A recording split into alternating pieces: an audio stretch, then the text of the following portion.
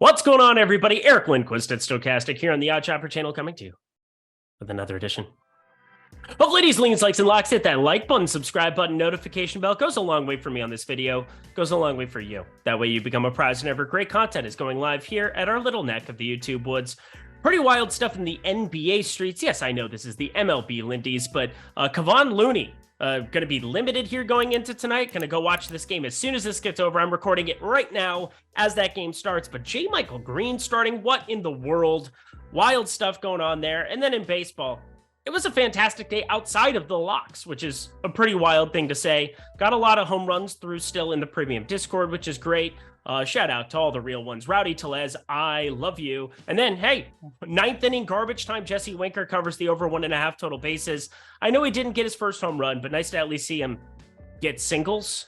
I don't know. He's got some work to do, that's for sure. Vlad Guerrero keeps hitting home runs for us in the premium Discord. That's nice too. A lot of plays hit, but 1 for 2 on the locks. I expect to do better here this time around. Have 2 of them on this 15-gamer. But first, DraftKings. Check them out. Bet $5, get $150 instantly. There's really no strings attached to that. Bonus bets, great stuff that you're going to get in your account as soon as that $5 bet goes live over at DraftKings Sportsbook. All you do, sign up in the link below in the video description box. I'll talk about it a little bit later too, but it's only if you're 21 and over, and if you have a gambling problem, please call 1-800-GAMBLER. But DraftKings Sportsbook, one of the biggest that exists here in the world, all the world. So good stuff. Check them out. But 15 games to get to, 15 games. No time to dilly-dally here. Let's get ourselves to the picks. We begin our tour in Wrigley Field. What a great place to spend an afternoon. If you're in Chicago, I'm jealous. I went for the first time this last summer. It was awesome. We did a company retreat there. That was pretty awesome too. I kind of miss it. Justin Steele on the mound going up against Edward Cabrera. And Edward Cabrera, I don't think many people know who he is, but he's had some really good stuff to start off the season with a 196 expected batting average, 28.6% expected slugging. Those are really, really good numbers. 28.6% K rate, 333 expected slugging. Great stuff across the board. My spreadsheet needs to get its shit together. And then Justin Steele, 24.5% hard hit percentage here for the Cubbies. 323 expected slugging. He's just good all the way around. I've always liked this stuff. I always believed in this stuff. But of course, the one thing you always want to pay attention to with Wrigley is the wind. And obviously, this Cubs lineup with Patrick Wisdom, Seiya Suzuki, they're hitting the balls really hard. Ian Happ joining the party. Cody Bellinger been awesome. Dansby Swanson. A lot of pieces that could make Edward Cabrera's day long. But the wind's blowing in from right as it stands right now, according to the projections. And I find this 9 number to be way too high. Now, I'm aware Edward Cabrera walks a ton of people, a 19.8% walk rate. I'm also aware that he's primarily a changeup thrower. Yes, throws a changeup to the tune of a third of the time. Pretty wild. And I think there's enough guys in this Cubs lineup where if that thing isn't moving, they're going to move the ball out of the park. So, kind of a dicey situation, but I actually do like a play here, and I like the under of 9. I believe in Justin Steele. I think he's going to be very good for the Cubs for years to come, or wherever he gets an absolute bag of money from. He's going to be a great starter, the lefty coming out here for the Cubbies. I think he's good enough to be backing, but so is Edward Cabrera, and hey, this Marlins lineup ain't that good, so get by Jorge Soler, and life is good. Under 9 gets our day rolling. Go to Pitt, where I am mad at the Toronto Blue Jays as they face Rich Hill and the Pittsburgh Pirates. They have Chris Bassett on the mound, by the way. Just yet another underachieving starter. What's going on? Alek Manoah, Kevin Gausman on Thursday. 8 earned, buddy? Gave up 8 earned in like 2 innings. What are we doing here? Kevin Gausman was like the one reliable piece here, but I guess Boston finding ways to be 19-14 despite Adam Duvall being hurt pretty instantly. Yoshida is really joining the party, and I thought we were onto something there. Fortunately, got the Vlad Guerrero home run jr., so it didn't. The homer didn't completely torch my day for that late night window. Still ended up down a little bit for the day, which is sad because it started off so great. Whatever. Let's talk about baseball here. Chris Bassett, 33.7% hard hit percentage, 447 expected slugging. Not striking out guys at all. Sub 20% K rate. Walking dudes a lot. That's problematic, especially with some of the improvements to the Pirates. Ke'Bryan Hayes is finally hitting the ball hard. Can we just thank the Lord our Savior, Ke'Bryan Hayes? Let's go. Recovering Catholic. Brian Reynolds over here like that. And Jack Sawinski. He's been on the home run board quite a bit for me with a 414 xWOBA, but a 599 expected slugging from the left side. That actually leads the Pirates. So I want you to key, circle, do all of those things with Jack Sawinski for tomorrow. We'll always want to see what those odds are. And Toronto, hey, they still put up 5 runs there in Fenway Park. So 726 expected slugging for Chapman, 608 Vlad, Bichette 566. I mean, they are just a murderer's row at the top of that lineup. Always make for good home run props when you're getting north of plus 450. And I get it. It was like 47 degrees at first pitch in Boston, but I did not care. Luckily got Vlad across the board, and I think I'm probably going to be adding him here again. But I want to just tell you, over of 9 is going to be a lean here. The main reason I'm not betting it, key number of 9. More often than not, I'm going to be going towards an under in those kind of spots where, obviously you need a game to go 6-4, 6-5 in a lot of those natures at least. And I think Pittsburgh's bullpen has been kind of interesting here this season. And I mean, Toronto as well. I was breaking things down from a bullpen perspective. You have all asked me, Eric, give us more analysis there. Will analysis. You shall get Toronto 6th in terms of xFIP amongst all bullpens so far this season, and Pittsburgh not far behind at 12th with an above average bullpen from both sides. Really hard for me to want to fire this one up. So I get it. I'm not in love with the starters, but the bullpen's holding it together enough. Probably just looking at homers here and moving along my merry way. Here's a fun spot. We have the White Sox. We have the Reds. We have Lance Lynn on the mound here for the struggling White Sox, who, thank God the Twins found a way to win that one. When you're laying a lock to win a little on the money line, it was a whole thing.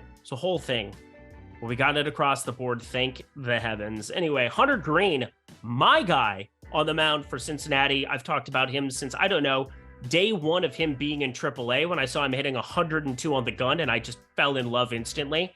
You kind of know when you have those connections. And for me, it's a very tall man who throws a baseball very, very fast. And I like that about him. 2.89 ERA, I also like that. 1.43 whip, not as good, but 10 Ks in 2 of his last 4 outings. He can miss bats, and that is really good when you're facing a team like, I don't know, the White Sox, who tend to miss bats as is for the season. Also, just against righties in general, haven't been that good. 85 WRC plus, 135 ISO. These are not the numbers you want, and I know it's May the 4th where I'm recording this, and it'll be Cinco de Mayo for you. Hey, so enjoy that tomorrow, but these are not the numbers you're looking for. And Lance Lynn on the other side of this one, 495 expected slugging, 28.4% K rate, another dude who gets by missing bats, and he's going to need to do that. However, a much easier spot for him going up against Cincinnati, where there's going to have to be a lot of righties. He's generally pretty dominant against righties. And then just an 81 WRC plus and a 24.3% K rate for the season are the Cincinnati Reds. But this is a math game. These White Sox are not good. They're terrible. They're no good. We don't like them. We want to target them when you're getting plus money on the home dog. Yes, I am going back to the Cincinnati money line, my friends. Yes, minus 102, best available number currently at FanDuel Sportsbook. Minus 105, best number available over for the White Sox. So pretty easy to back either one of them if you have a lean. But I think I lean the Cincinnati side at nearly even money. I like their bullpen for the most part. They're okay. Nothing special. Got to go back and double check. Just make sure I'm not saying anything stupid. Yeah, they're 10th in baseball. See, I did all my bullpen work for you today, so enjoy that. Cincinnati 10th in terms of xFIP and ERA this season. From the pen, Cincinnati money line at home. I like it against the struggling White Sox. Next up, we go to our first lock of the day. We're heading to Tampa, Tropicana Field. Can we sell it out on a Friday, please? You have a damn baseball team this year, Tampa. Please fill out your stadium for once in your... They had the Lightning for however many years. They're selling that thing out like crazy. Tampa Bay, they're really good. You're all retired anyway down there. Just go kick it. Anyway, the Yankees, they're coming to town with Johnny Brito on the mound, going up against Yonny Chirinos, who has been really good, but we'll talk about him second. Johnny Brito, 17.3% K rate, 515 expected slugging. Nothing has been all that good for him. And going through his pitch mix, you always got to look, is Tampa going to struggle against anything that he has to offer? He's primarily a changeup guy, but a 6.35 expected ERA. The righty is now facing the team that's got a 143 WRC plus against righties, the top number in baseball by a mile. Yeah, we're gonna target this one. And Yonny Chirinos, This is a dude who's kind of come from the clouds. They've started to extend him. It's going to be primarily Yonny Chirinos getting the ball here. We saw 66 pitches in his last outing. That was the most for him by 20 pitches out of his 4 starts. But I do expect him to get the leash lengthened to about 75 pitches. And so far, so good. The man only has 2 walks over the course of this entire season, only 1 earned run, and only 6 hits. And that's in 14 innings. That's a pretty ridiculous allotment there. It's basically 3 games worth when you're talking about starting pitchers as opposed to the 4 that he's appeared in. But I really like what we're actually seeing from Yonny Chirinos. And now you get a Yankees team without Aaron Judge, without Giancarlo Stanton, still no Harrison Bader, who ended up being out there. He ended up taking got knee in the head. What a weird injury to get in baseball. Sliding, all those things. No Peraza out there, no Donaldson. They're the walking wounded there in New York. You basically get by Volpe at the top of the lineup, DJ LeMahieu, serviceable hitter, Gleyber Torres, and then a bunch of nobodies. This is a lock spot, my friends. I'm telling you, Tampa Bay, they would never do us dirty here in this spot. Absolute lock button to the moon, -1.5, and somehow, some way, this isn't north of even.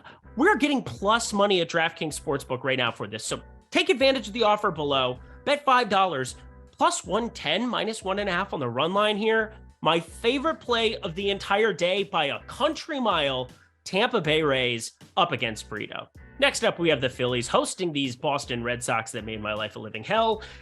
And we got 2 pitchers with massive name recognition here.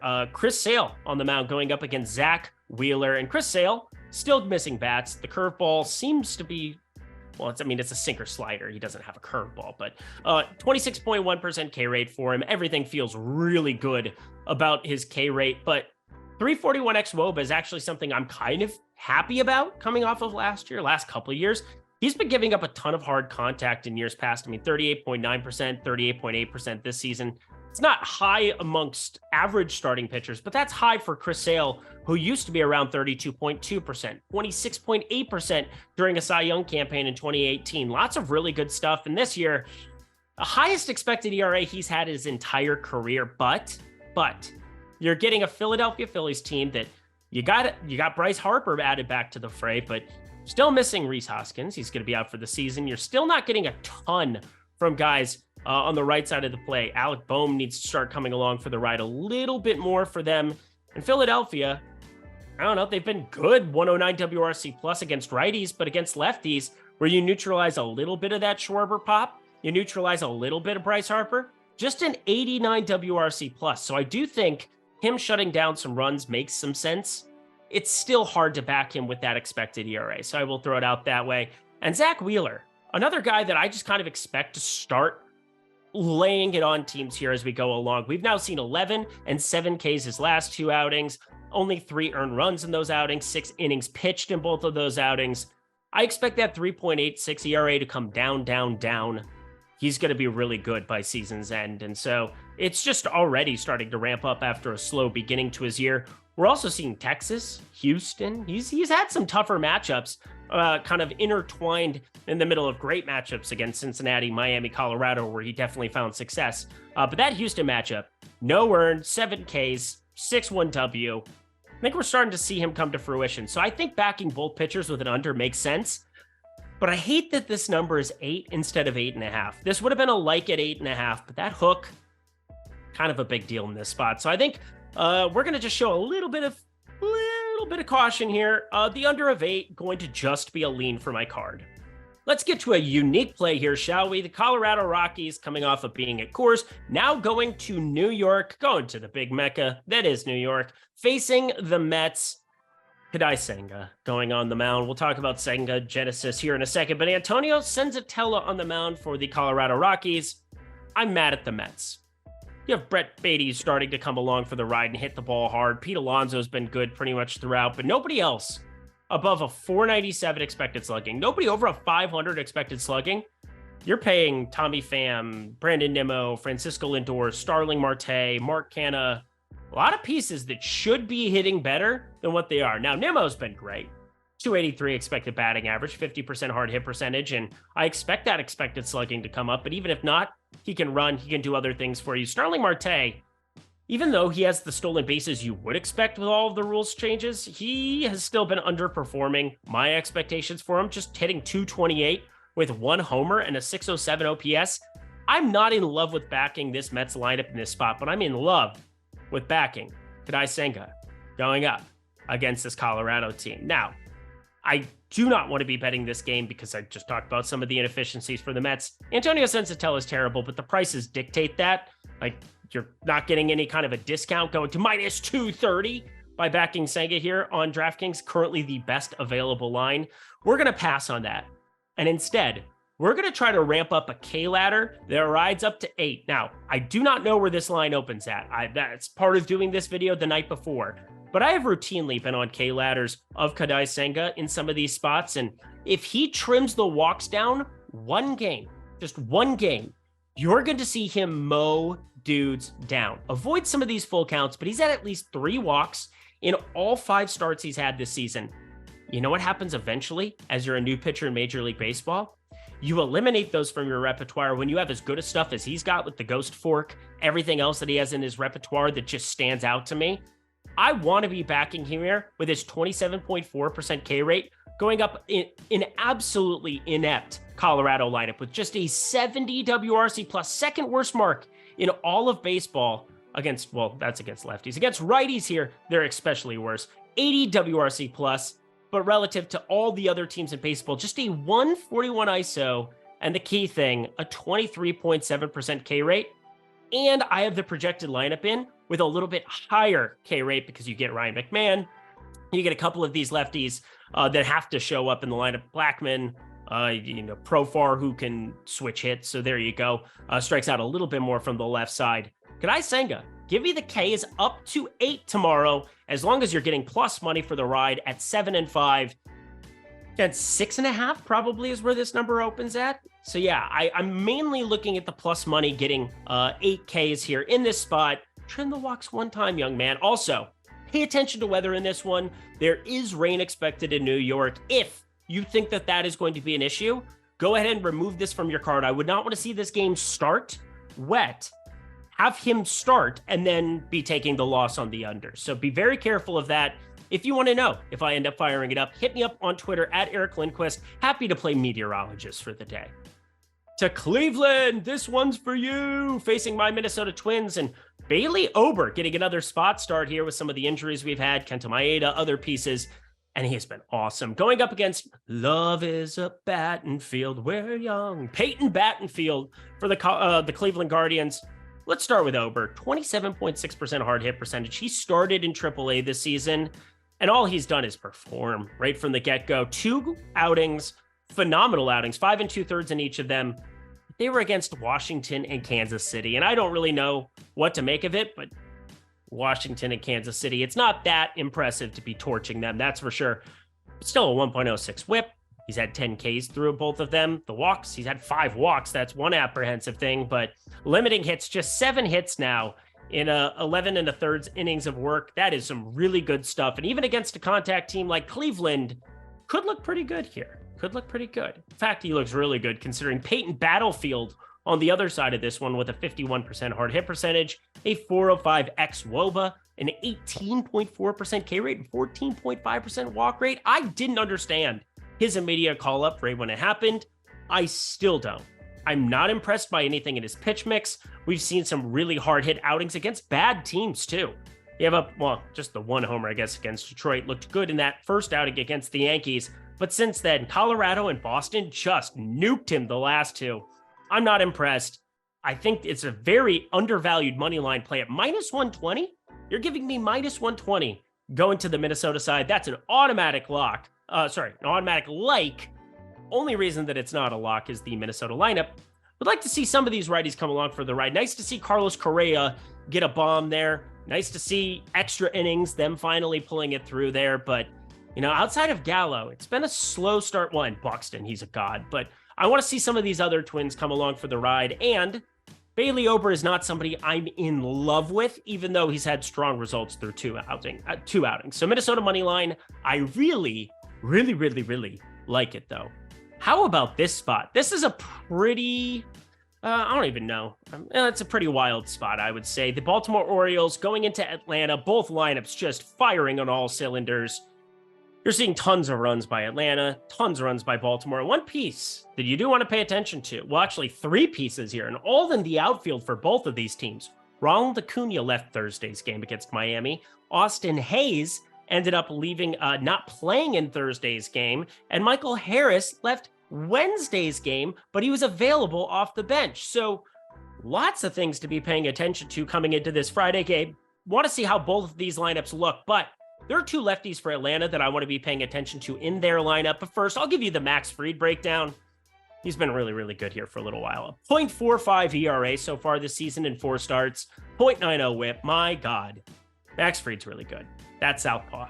Now, Baltimore has some righties that can do some damage, but Austin Hayes, if he's not going to be leading off there at the top of that lineup, that's kind of a strict downgrade there. So at least pay attention to things. They can change. But Baltimore, they're putting Dean Kremer on the mound, and I would rather roster Kramer than Kremer or something of that nature. Well, I mean, not the canceled version, the idiot making bad jokes version. How about just the guy from Seinfeld? He seems like he'd be funny to watch pitch, at least. Something of that nature. But Dean Kremer is just not very good at it. We want to target him with lefty power. There's a couple of guys, specifically Matt Olson, with tons of lefty power. Like, crazy amount. Sean Murphy's been hitting absolute bombs too, but Matt Olson, 476 expected slugging.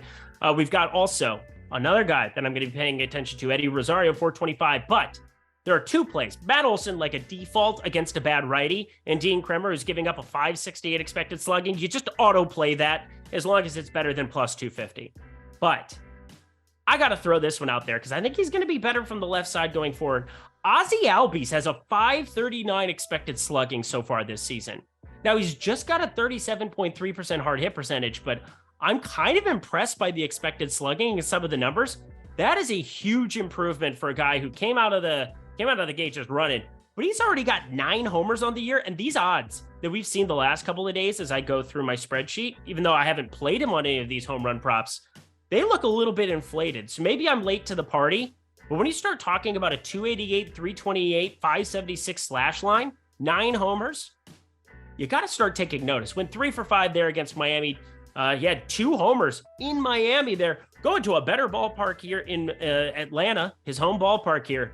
How about Ozzie Albies and Matt Olson both to hit a home run here? Now, you could parlay them. You'd be a sick person. I'm just going to bet them individually, so take that for what you will. Matt Olson, Ozzie Albies, as long as the numbers make sense. Oklahoma, Kansas City. This is a baseball game I don't really want to talk about, but that's why God invented betting. Brad Keller on the mound here. Old Keller, comeback Keller. He's actually been a lot better this year. Going up against Kyle Muller, he's still terrible. Doesn't work the same way. Nobody liked Ole Yeller? Just me? I'm from South Dakota. Give me a break. But looking at Kyle Muller, he's just not good. 6.28 ERA, 1.92 whip. Anything close to 2 in whip means you don't really know where the baseball is going. You're probably walking a lot of guys. You're probably allowing a lot of guys on base. You're probably terrible at your job. Just a 14.5% K rate and a 10.9% walk rate. Oh, look at that. I'm correct. And Brad going on the other side of this one. The 361 expected slugging is really nice to look at for the season, but I'm a little bit concerned about him too with an 18% K rate and an identical 18% walk rate. Oh, it's terrible. It's awful. Vomit-inducing, in fact. 4-seam fastball, curveball, everything looks a little bit off to me. The 4.76 expected ERA, that's a lot worse than his 3.56 ERA, so I expect negative regression, and when I expect negative regression, I expect runs going. However, are you in love with Oakland and Kansas City's lineups? Because I'm really not. Don't want to go out of my way to back either one of them. I know Kansas City put up a 10 spot on Thursday against Baltimore's bullpen. Actually, the shillings of their bullpen, not the good parts of their bullpen. You know, I'm talking about Bautista and guys of that nature. But anyway, I am leaning the over of 9 runs here. More than likely, Kauffman Stadium, not my favorite place to go target runs. So we're probably going to be staying away from this one. Lots of other better spots on the card today. Making our way downtown, walking fast, faces passing, I'm homebound to Detroit, St. Louis. My God, St. Louis Cardinals, the worst record in the National League. What are we doing here? What's wrong with you? Oh, a lot. You sent down Walker when you shouldn't have. You have Dylan Carlson, Lars Nootbaar. You overvalued them in the outfield. You're not playing Tyler O'Neill. There's a lot of things wrong here with the St. Louis Cardinals, if we're going to be honest. But they have two southpaws going on the mound in this matchup. Matthew Boyd, Detroit Tigers. Hey, you can't beat up on the Tigers. You're probably running into some problems. And then Jordan Montgomery on the mound for them. Been their best pitcher so far. Again, why did the Yankees part with him? The Yankees could really use a Jordan Montgomery in their lives, and you traded him for Harrison Bader for an outfield position you didn't need, but I digress. A 296 xWOBA, 377 expected slugging, 5.3% walk rate. You got to like that going up against Detroit. And Detroit against lefties this year, they've had some better numbers. A 98 WRC plus. They're almost average. Hey, it's the nicest thing you can say about Detroit. You're average. It's the best it's going to get for them for a long time, unless, I don't know, Spencer Torkelson really starts hitting. But I'm looking at the hitters on the Arizona side, the St. Louis side. I don't even know why I said Arizona. What a weird thing to say there. They're not coming up for a couple games, but 2 games, in fact. But I'm looking at Paul Goldschmidt because, my God, he went to Arizona. That's probably why I said Arizona, is that I was just thinking about Paul Goldschmidt, who, I don't know, just destroys the souls of left-handed pitching. Over a 250 WRC plus last year against left-handed pitching. We're talking unbelievable power. Unbelievable power. And somehow this season doesn't have a homer against a lefty. Oh, my friends, that's going to change against Matthew Boyd here. Now, Matthew Boyd this season, a 27.3% hard hit percentage is phenomenal, but yet still a 397 expected slugging, a 20% K rate, a 4.04 expected ERA compared to his 5.47 expected actual ERA. There are actually some good signs that we're seeing from him. But it's a lefty against Paul Goldschmidt, and I expect these numbers to be inflated. It's just been a bad year for St. Louis all the way around, even though I really like this lineup, and I think you should too. The key part of it, though, Paul Goldschmidt for sure. Yet another weather spot, my friends. Be on the lookout for rain, but it should be humid. You're going to start seeing that humidity ramp up there in St. Louis. Still a difficult ballpark in terms of power, but feel really good about Paul Goldschmidt starting to pick up where he left off. He's still hitting 300 on the year, still has an 896 OPS. He's just going to start torching lefties the way you would expect. So expect it. I will. Homer Paul Goldschmidt, better than plus 260. Fire it up. And we're heading ourselves to Texas. Well, it's actually to Anaheim. Can't do the accent. Yeah, screw it. I'm going to do it anyway. Texas Rangers heading to LA. They probably wouldn't like that very much. A little bit more commercialized than they're used to. Whatever. Arlington is commercial AF. Like, stop it. I'm just stalling because I don't want the timestamp down there to just be like 20 seconds. But we don't have any starting pitcher for the Rangers. I went through Twitter. I went everywhere. I'm trying to find who it could be. I think Nathan Eovaldi makes sense to fire up here. He pitched on the 29th. But why haven't they announced the starter there? I don't know. Riddle me that, Batman. So guess what? We're just going to talk about Tyler Anderson and get the F up out of here. Hit me up on Twitter at Eric Lindquist, because again, I have no idea what to make of it. But Tyler Anderson, Mr. Anderson, isn't very good. A 15% K rate, 468 expected slugging. It's just awful. It's not a very good lefty. You get the Texas Rangers. Now, what's weird about the Rangers, just to throw it out there, they have a 125 WRC plus against righties. That is tied for the second best mark in all of baseball. And even though they have more right-handed bats in that lineup, they only have a 110 WRC plus against lefties. Now, is that still good? Yes. Is Anaheim a really good ballpark for power? Yes, it is. But at least it's something to be making note of. Now, you're going to face more righties over the course of the season than lefties, because that's how starting pitching works most of the time. But still, want to throw it out there, Tyler Anderson is not good. So I'm at least going to be paying attention to that. I will still back the Angels lineup blindly over, I don't know, not knowing exactly what's coming up. If a lefty shows up, definitely going to be on the Angels side of it, because they just smash lefties to the tune of a 125 WRC plus. But if it ends up being Eovaldi, who's the only guy who I think makes sense, surprised there's no line out here yet for it, I think we're going to want to be hitting eject on that. The Angels, just a 104 WRC plus against them. And think about it. How many lefties that are really good in that lineup outside of Ohtani? Answer, 0. So there you go. We move along. Angels money line, simply a lean. Probably not going to be betting it.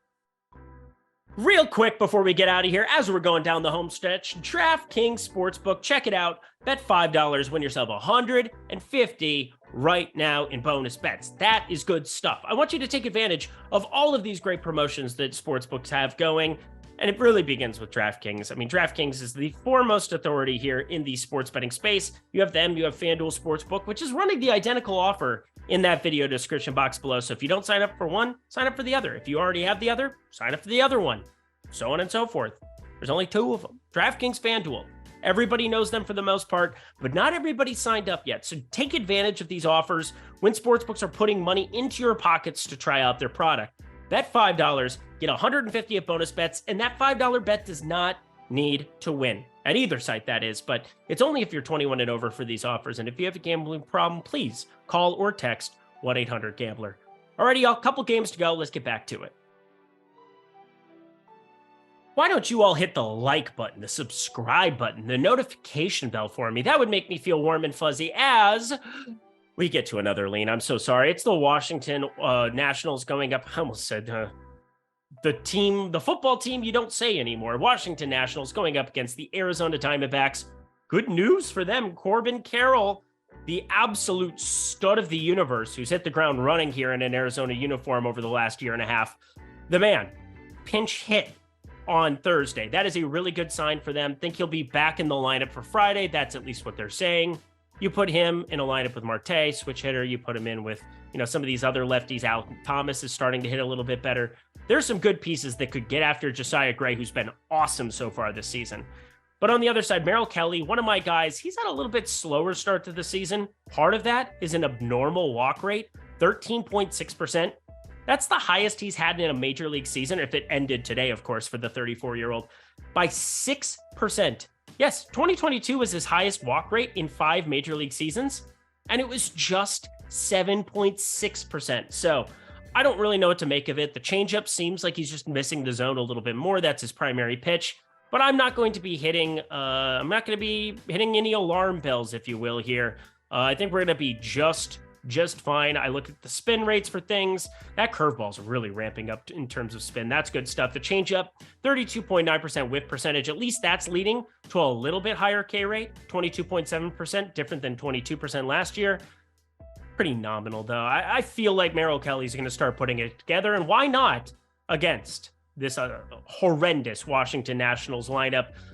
I will lean the Arizona money line, but I got to say, Josiah Gray's just been good enough where I don't want to be picking on him. This guy really has some good off-speed stuff. The 27.4% hard hit percentage. You go to a primary slider pitcher, breaking pitch being his primary pitch. He's just locating it. He's 25. He's got a 3.11 expected ERA. I think we just pass on this game entirely. So sorry. So sad. We move along. My bad. 3 games to go, and we're going to go lock, lean, like. Lock, lean, like. Good stuff. It's going to be a lock. My friends, the premier matchup in baseball, I would say, for Friday, no doubt about it, Dodgers, Padres. These teams don't like each other, and they have aces on the mound. Clayton Kershaw going here. The southpaw he's just been good for however many years. It's insane how the longevity he's starting to put together. Going up against Yu Darvish, and you know him.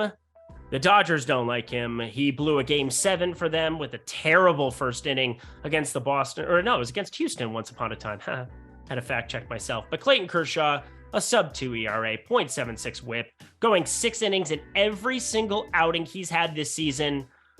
Dare I say it? He would probably win the NL Cy Young right now. Him or Merrill Kelly, not Merrill Kelly. Good Lord. Not Merrill Kelly. I'm blanking. Zach Gallen. There we go. Found it. Clayton Kershaw, just incredible stuff, though. Yet again, 9 Ks, 2 of his last 3 outings.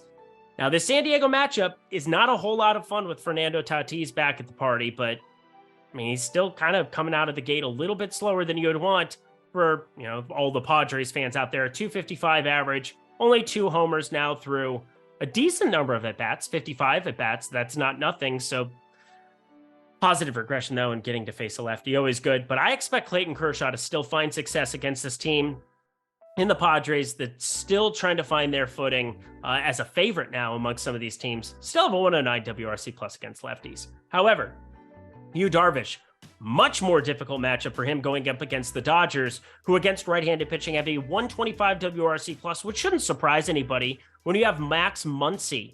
He's leading the league in ISO, over 400 for an ISO, a 1.040 OPS with 12 homers, and just batting 239. This dude is running hot, like unsustainably hot. James Outman had an incredible, he's cooled off a little bit, but you still have Hayward, Peralta. They were brought in to be decent options from the left side, even though, the StatCast data's there at least. But I'm going to trust Yu Darvish to still get it done here. He had the really difficult matchup there going into Mexico City.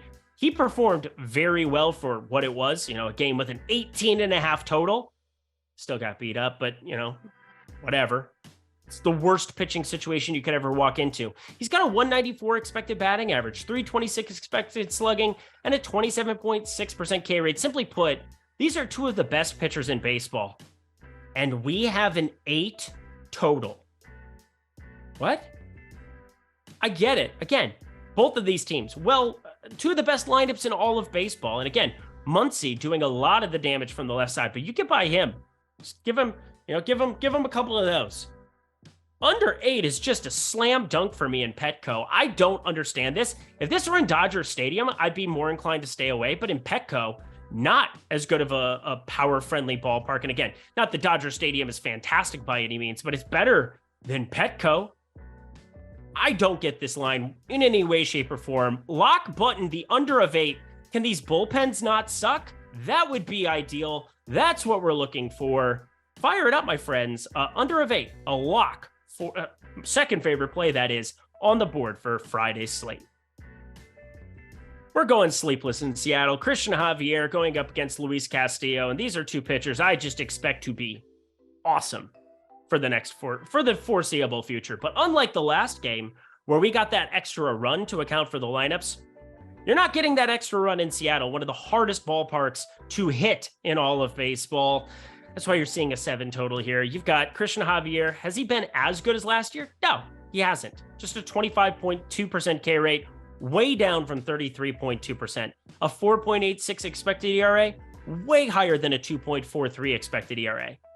But I'm going to give him the benefit of the doubt because you look at some of the velocity, you look at some of these numbers. Yes, the velocity's been down a mile per hour, but he's kind of been a slow starter going through some of his data for the last 3 years. Now, he's only been in the league for since 2020, but he's had some slower beginnings of the season, and then he just puts his foot on the gas.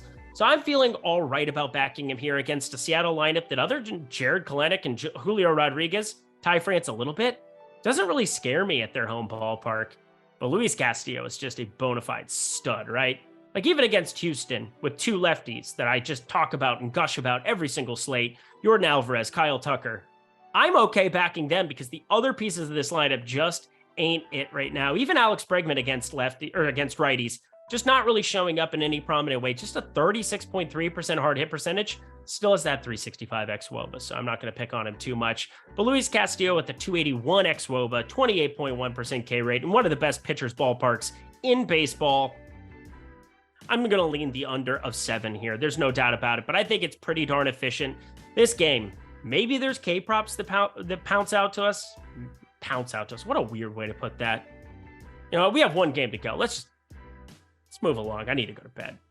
But at least we have a play from it. The Milwaukee Brewers heading into San Francisco for this one. We have one good pitcher, Corbin Burns, facing one bad pitcher, Sean Manaea. No. 588 expected slugging, 12.8% walk rate. I don't really like anything that I'm seeing out of him. 421 xWOBA. Oh my God. There's some power, at least in a couple of spots in this Milwaukee lineup. Nothing crazy. Brian Anderson, Rowdy Tellez, Mike Brousseau against lefties. That's definitely going to be a thing. And William Contreras, one of the better hitting catchers in baseball. Willy Adames still starting to, he's got to figure some stuff out. Where was that form from? Dude torched me last year in season long. Feel like I was always facing somebody who had Willy Adames go for 1 million fantasy points during the course of that season. And yet just a 33.8% hard hit percentage. Wish I could have seen that last year. That would have been great. But Corbin Burnes is fantastic. 365 expected slugging. Everything is starting to come up roses for him yet again. Gets to face the San Francisco lineup, which pretty fascinating stuff. Against righties like Corbin Burnes, a 122 WRC plus is hefty. But I kind of don't care, considering I just undervalue Sean Manaea in such a prominent way. Milwaukee, the better bullpen as well. So there you go. We rounded out with a like play. Milwaukee money line. Nothing crazy, but I can back Corbin Burnes inside his minus 150. I'm going to do that just about every single time. And that does it for another edition of Lindy's Leans, Likes, and Locks. Head to that comment section below. Let me know what plays you're interested in for Friday. Looking forward to this weekend. You guys are going to have Aton. Make sure you hit a like button, subscribe button, notification bell, all the good things for my buddy Aton as he's got you Saturday, Sunday. Don't forget to check out DraftKings Sportsbook, the premium Discord. So many great things in that video description box below. Just take a gander. Take a look at it. You might find something nice. The water's warm there. Alrighty, y'all. Thank you so much for a great week of baseball. Lots of fun stuff. There were some ups and downs, as will be the case here in the early going of the season, but we're starting to get a process together and we are running red hot in the home run department. Hopefully you have too. Until next time, until Monday, I'm Eric Lindquist. Best of luck in the MLB streets on Friday.